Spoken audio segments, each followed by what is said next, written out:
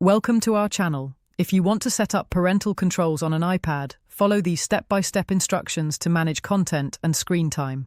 Step 1. Open the Settings app on your iPad from the home screen. Step 2. Scroll down and tap on Screen Time to access parental control features. Step 3. If screen time isn't already enabled, tap Turn on Screen Time and select This is my child's iPad. Step 4. Set up downtime by choosing specific hours when only allowed apps and phone calls are available, such as bedtime or homework hours.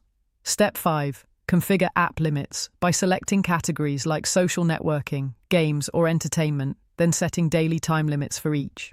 Step 6. Tap Content and Privacy Restrictions and toggle it on. Here you can restrict explicit content, prevent purchases, and limit website access. Step 7. Under Content Restrictions, set age-appropriate limits for apps, movies, TV shows, books, and music based on content ratings.